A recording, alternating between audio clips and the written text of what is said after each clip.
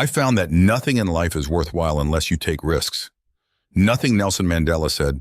There is no passion to be found playing small in settling for a life that's less than the one you're capable of living. Now, I'm sure in your experiences in school and applying to college and picking your major and deciding what you want to do with life, I'm sure people have told you to make sure you have something to fall back on. Make sure you got something to fall back on, honey. But I never understood that concept, having something to fall back on. If I'm going to fall, I don't want to fall back on anything. I want to fall forward. I figure at least this way, I'll see what I'm going to hit. Without consistency, you'll never finish. So do what you feel passionate about, take chances. Don't be afraid to fail. There's an old IQ test was 9 dots, and you had to draw 5 lines with a pencil within these 9 dots without lifting the pencil. The only way to do it was to go outside the box. Don't be afraid to think outside the box. Don't be afraid to fail. Big to dream big. But remember, dreams without goals are just dreams. Reggie Jackson struck out 2,600 times in his career, the most in the history of baseball, but you don't hear about the strikeouts. People remember the home runs. Music fall forward. Thomas Edison conducted 1,000 failed experiments. Did you know that? I didn't know that because the 1,001st was the light bulb fall forward. Every failed experiment is one step closer to success. Got to take risks, and I'm sure you've probably heard that before, but I want to talk to you about why that's so important. You will fail at some point in your life. You will lose. You will embarrass yourself. You will suck at something. There's no doubt about it. And I know that's probably not a traditional message for a graduation ceremony, but hey, I'm telling you, embrace it because it's inevitable in the acting business. You fail all the time. Early on in my career, I auditioned for a part in a Broadway musical, perfect role for me. I thought, except for the fact that I can't sing, I didn't get the job. But here's the thing. I didn't quit. I didn't fall back. I walked out of there to prepare for the next audition and the next audition and the next audition. I prayed, but I continued to fail and fail and fail. But it didn't matter because you know what? There's an old saying, you hang around the barbershop long enough, sooner or later you're going to get a haircut, so you will catch a break. And I did catch a break. Music last year, I did a play called Fences on Broadway. But here's the kicker, it was at the Court Theater. It was at the same theater that I failed that first audition 30 years prior. The point is, every graduate here today has the training and the talent to succeed. But do you have the guts to fail? If you don't fail, you're not even trying. I'll say it again. If you don't fail, you're not even trying to get something you never had. You have to do something you never did.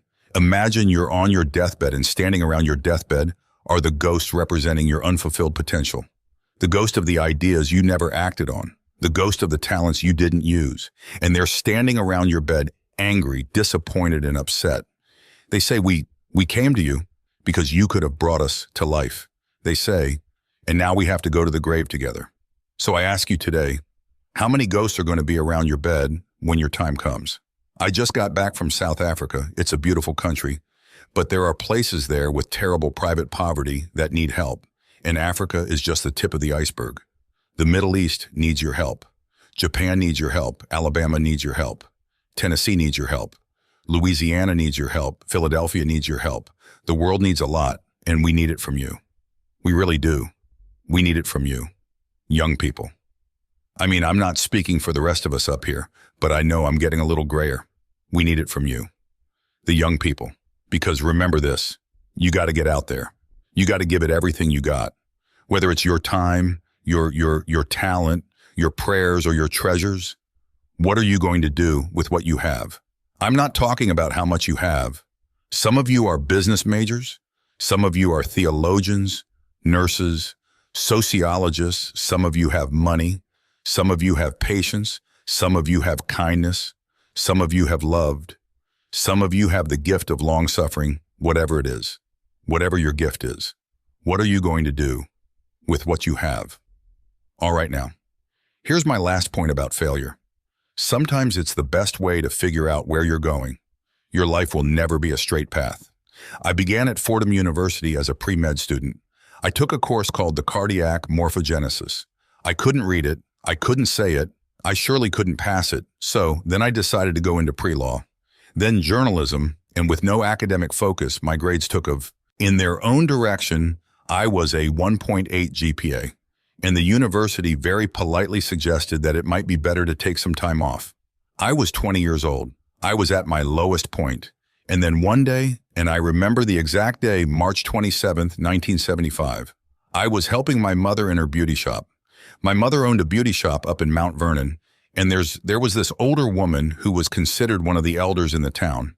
And I didn't know her personally, but I was looking in the mirror. And every time I looked in the mirror, I could see her behind me, and she was staring at me.